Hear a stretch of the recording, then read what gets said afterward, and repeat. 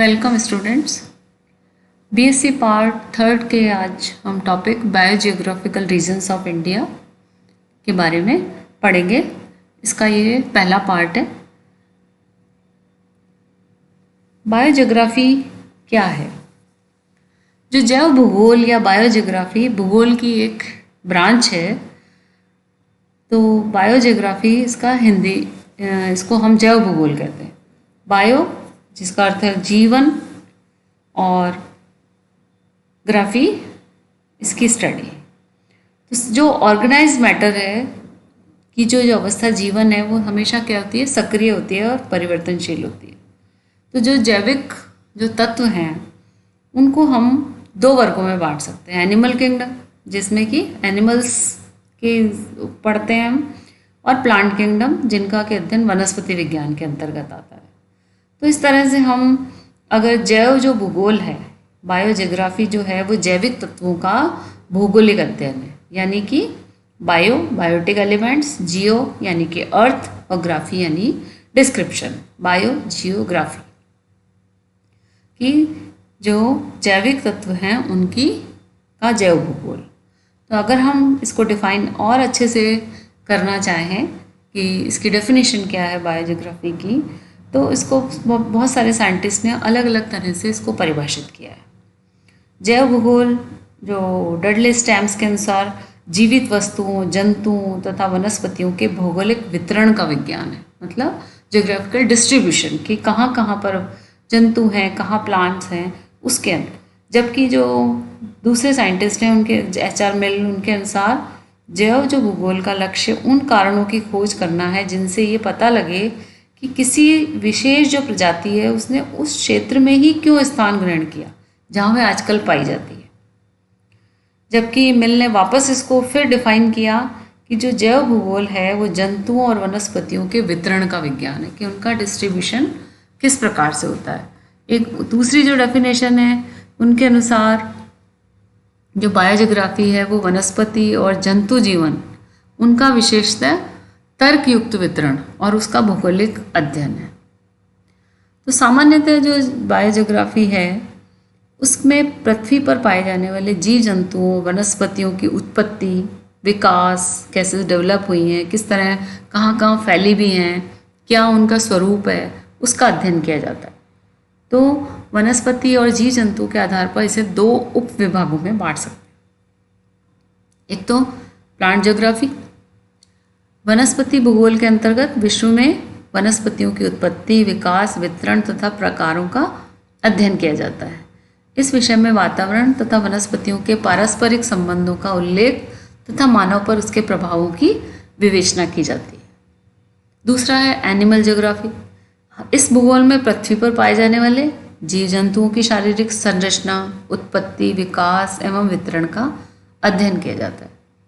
तो अगर हम इसको निष्कर्ष रूप में देखें तो जैव भूगोल को कैसे परिभाषित कर सकते हैं कि जैव भूगोल में जीवधारियों के भौगोलिक वितरण, स्थानिक असमानताएं और विभिन्न प्रजातियों के अंतर संबंधों का जब अध्ययन किया जाए तो वो कहलाती है बायोजियोग्राफी। अब हम देखें कि इसका ओरिजिन कैसे हुआ। पहले इसका स्कोप जानें। अगर पर्यावरण के जो विभिन्न कारक हैं वो जैव पदार्थों की जीवन क्रियाओं को प्रभावित करते हैं और जो जीवधारी हैं वो लगभग सभी क्षेत्रों में पाए जाते हैं, लेकिन जो अपनी जो अर्थ है उसमें सभी भागों में पर्यावरण एक समान नहीं होता। इसलिए जीवधारियों में क्या होता है, विभिन्नताएं पाई जाती हैं और ये जो विभिन्नताएं हैं वो कई प्रकार से देखी जा सकती हैं, उनकी लाइफ साइकिल में, उनके आकार में, उनकी आयु में। इन सभी जो फैक्ट्स हैं इनका जैव भूगोल में अध्ययन किया जाता है। तो हम जैव भूगोल के अध्ययन को निम्न शीर्षों में विभाजित कर सकते हैं कि जैव भूगोल जीवधारियों से संबंधित है, इसके भौगोलिक वितरण का अध्ययन करें, विभिन्न प्रजातियों के अंतर संबंधों का अध्ययन हो और इनके अंदर जो लोकल डिसिमिलरिटीज़ होती हैं उनकी स्टडी हो कि बायोस्फीयर में कहाँ कौन कौन से जैविक तत्व पाए जाते हैं, वहाँ क्यों पाए जाते हैं, किस प्रकार से उनका विकास हुआ, स्थानांतरण हुआ। जो ऐसे कई जो प्रश्न होते हैं वो जैव भूगोल के अध्ययन क्षेत्र में ही शामिल होते हैं। अब जैविक तत्वों में विभिन्नता क्यों होती है? इसके 3 प्रमुख कारण हैं। एक तो बाह्य पर्यावरण का प्रभाव, कि वहाँ क्लाइमेटिक कंडीशंस कैसी हैं, वहाँ का एरिया क्या, एटमॉस्फेयर कैसा है। दूसरा होता है उत्परिवर्तन यानी म्यूटेशंस, कि विभिन्न प्रकार के विकिरण या रसायनों के प्रभाव से जब उत्पन्न हों तो वो पर्यावरण द्वारा किए जाते हैं, तो वो पर्यावरण के साथ सामंजस्य नहीं स्थापित कर पाते और नष्ट हो जाते हैं। या फिर रिकॉम्बिनेशन, कि जीवों का जो पुनः संयोजन होता है वो लैंगिक प्रजनन के समय होता है। इससे भी जीवधारियों के अंदर विभिन्नताएं मिलती हैं, चाहे उसके आधार अलग हो सकते हैं, पर्यावरणीय, आनुवंशिक, लेकिन इन सब का अध्ययन जो है वो जैव भूगोल में किया जाता है। अब जैव प्रजातियों की उत्पत्ति कैसे हुई, ओरिजिन, तो इसका इतिहास बहुत पुराना है। अगर जीवाश्मों के आधार पर अनुमान लगाया जाए तो जो फ्लावरिंग प्लांट्स हैं वो मीसोजोइक जो युग था उसके क्रिटेशियस एरा के अंदर से में 10 से 15 करोड़ वर्ष पूर्व हुआ। तो इस तरह से अलग अलग विभिन्न जो वर्ग हैं, जीवधारी जो पौधे हैं, वो अलग अलग समय पर उद्भव हुए। तो इस कालांतर में क्या हुआ, जलवायु में परिवर्तन होते रहे, तो जीवधारियों का में भी इनमें चेंजेस आते गए, उनकी शारीरिक बनावट, रंग और आकार सब में। तो पौधों के जो वितरण को जो जलवायु है उसकी स्थिति है, ऊंचाई, वो परिवर्तन सबसे अधिक प्रभावित करते हैं। तो अगर हम भू आकृतिक या भूमि अध्ययन से अगर जानकारी जो मिली उसके अनुसार आज के जो टेरेस्ट्रियल जो जितने भी सेगमेंट हैं वो कभी भी जलखंड के नीचे नहीं रहे। इसी प्रकार जैसे जो पर्वत श्रृंखलाएं हैं, मैदान है, वो पृथ्वी के जन्म के समय नहीं रही होंगी। तो पृथ्वी के आकृति में भी हमें जो है ना समय के साथ में इसमें काफ़ी परिवर्तन आ रहे हैं। तो महाद्वीपों की आकृति भी जो आज के समान न होकर पृथ्वी के जन्म के समय भिन्न थी।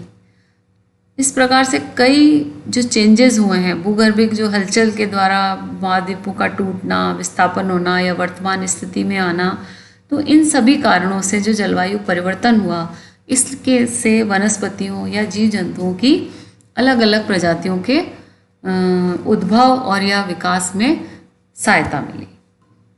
अब हम बात करते हैं फाइटोजियोग्राफी। बायोजियोग्राफी में एनिमल्स और प्लांट्स दोनों की स्टडी है। फाइटोजियोग्राफी जो है वो सिर्फ पादप की है।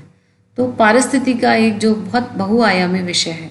तो इसके अंतर्गत जो पृथ्वी के ऊपर पादपों की उत्पत्ति किस प्रकार हुई, प्लांट्स कैसे डेवलप हुए, कैसे डिस्ट्रीब्यूट हुए हैं पूरे अर्थ पर, इन सब का ज्ञान हमको फाइटोजियोग्राफी में करते हैं। अगर हम इसकी परिभाषा जानना चाहें तो पादपों के जो वर्तमान और अतीत के रिलेशनशिप, उनके संबंधों के अध्ययन को पादप भूगोल कहते हैं। और इसका उद्देश्य पृथ्वी पर जो पाई जाने वाली विभिन्न पादप जातियां हैं उनका रिकॉर्ड तैयार करके उनके पैटर्न को हम स्पष्ट रूप से समझ सकें।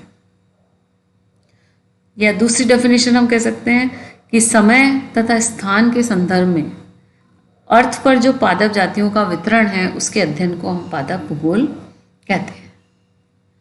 अब पादप भूगोल की शाखाएं, जैसे जैसे पादप भूगोल का अध्ययन किया जा रहा है वैसे वैसे अत्यधिक मात्रा में बहुत लिटरेचर इकट्ठा होता है।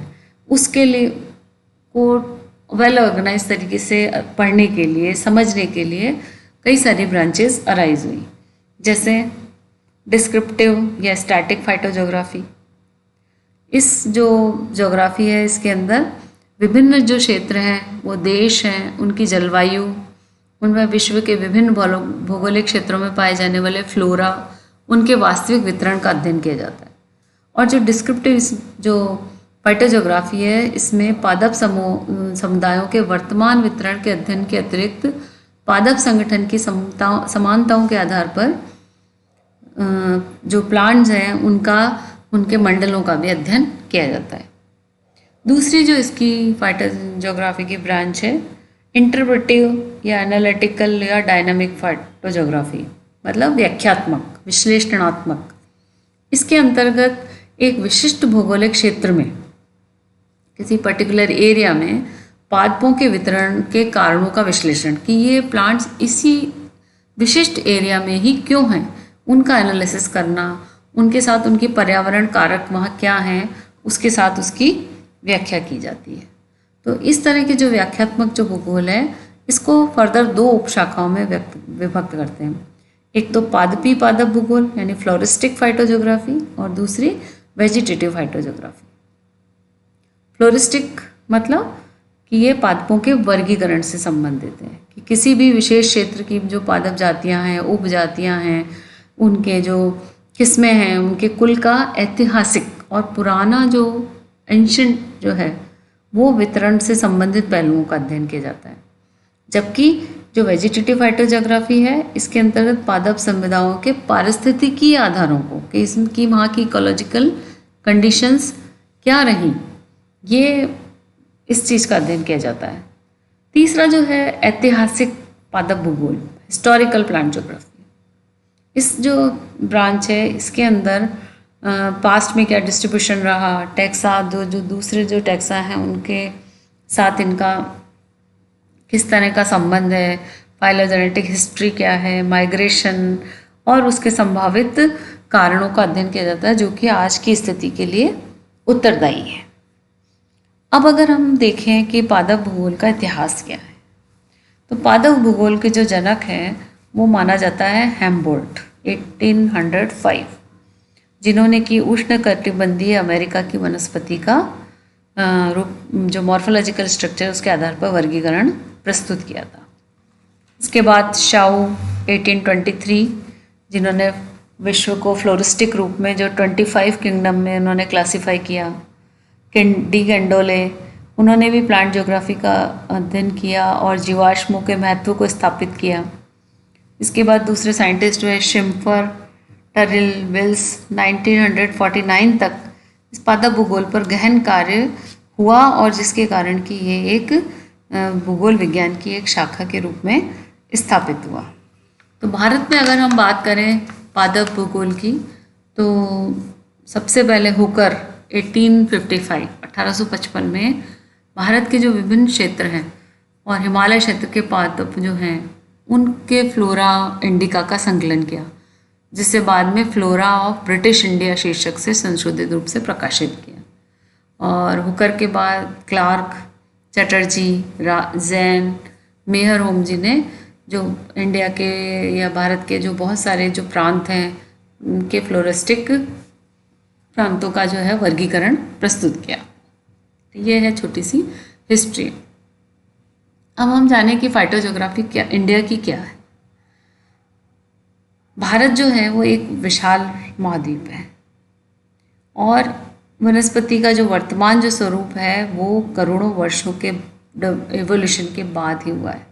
और जो वनस्पति है या प्लांट्स हैं उनका जो डिस्ट्रीब्यूशन है वो मुख्यतः क्लाइमेट पर निर्भर करता है। जब इंडिया में क्या सभी प्रकार की जलवायु उपलब्ध है, और यही कारण है कि यहाँ पे पादप जो प्रजातियों के दृष्टिकोण से ये बहुत ही संपन्न देश है। किसी भी स्थान पर वनस्पति का विकास का एक क्रम होता है। नए स्थल पर सबसे पहले प्राइमरी स्पीशीज आती हैं, फिर धीरे धीरे धीरे प्रजातियों का विकास होता है और क्लाइमैक्स की तरफ बढ़ता है, जिसको कि हमने पहले पढ़ चुके हैं सक्सेशन के अंदर, कि एक वनस्पति समुदाय दूसरे समुदाय को प्रतिस्थापित करता है। फिर मूल वनस्पति जो होती है वो संपूर्ण आंशिक विनाश हो जाता है और नई आ जाती है। तो हमारे जो देश में भी विभिन्न प्रकार की जलवायु है, मिट्टी अलग तरह की है, इसलिए यहाँ पर अनेक प्रकार की पादप की जो स्पीशीज़ हैं वो पाई जाती हैं, और एक क्षेत्र में पाई जाने वाली पादप प्रजातियाँ दूसरे स्थान से भिन्न होती हैं। तो अगर हम देखें कि क्लाइमेटिक कंडीशंस के आधार पर भारत में जो जलवायु में इतनी विविधता है, इसकी विविधता के कारण यहाँ पर वनस्पतियों में जो विविधता देखने को मिलती है, जैसे उत्तर पूर्वी दक्षिणी पश्चिमी क्षेत्रों में ट्रॉपिकल रेन फॉरेस्ट है, और नॉर्थ वेस्टर्न रेंज में मरुस्थल पाए जाते हैं। तो जलवायु को जो यहाँ निर्धारित करते हैं वो क्लाइमेटिक कंडीशंस में प्रेसिपिटेशन और तापमान दो होते हैं। तो इसी के आधार पर भारत में इसके जलवायु के आधार पर भारत को में अपने 3 क्षेत्र डिफरेंशिएट किए हैं। पहला है वेट जोन। भारत में इस जो ये वेट जोन में जो क्षेत्र आते हैं उनमें औसतन 80 इंच से अधिक बारिश होती है, और इसमें अनेक भाग सम्मिलित किए गए हैं। जैसे इस क्षेत्र में नेचुरल वेजिटेशन, सदाबहार वन, सेमी एवरग्रीन फॉरेस्ट, और इस क्षेत्र में बाढ़ें बहुत आती हैं, बहुत फ्लड आते हैं, अतः यहाँ की जो वनस्पति है उसको बहुत हानि होती है। तो जलवायु के आधार पर पहला जो जोन है वो है वेट जोन। दूसरा है मध्यवर्ती क्षेत्र। ये जो मध्यवर्ती क्षेत्र है इसके अंदर औसतन जो बारिश होती है वो 40 से 80 इंच, और इस क्षेत्र के अंदर, इस जोन के अंदर उत्तर पूर्वी पठार और गंगा जो मैदानी भाग हैं वो शामिल किए गए। इस क्षेत्र की प्रमुख जो वनस्पति है वो डेसिडुअस फॉरेस्ट है, जिसमें कि ग्रीष्म ऋतु में जो वृक्ष हैं वो लीफलेस हो जाते हैं। तीसरा जो जोन है वो है ड्राई जोन, जहाँ पर कि वार्षिक जो रेनफॉल है, एनुअल रेनफॉल 20 से 40 इंच होता है, और यहाँ की जो प्राकृतिक वनस्पति है वो कटीले झाड़दार पौधों की है, और कहीं कहीं पर ड्राई डेसिडुअस वन भी पाए जाते हैं। तो इस प्रकार से जो जलवायु के आधार पर भारत के में 3 जोन के अंदर हमने इसको डिवाइड किया गया है। लेकिन इसके बाद में और भी स्टडी हुई और वनस्पति और जलवायु के आधार पर इसको 9 भौगोलिक क्षेत्रों में बांटा गया है, जिसको कि हम अब आगे पार्ट 2 में पढ़ेंगे। Thank you.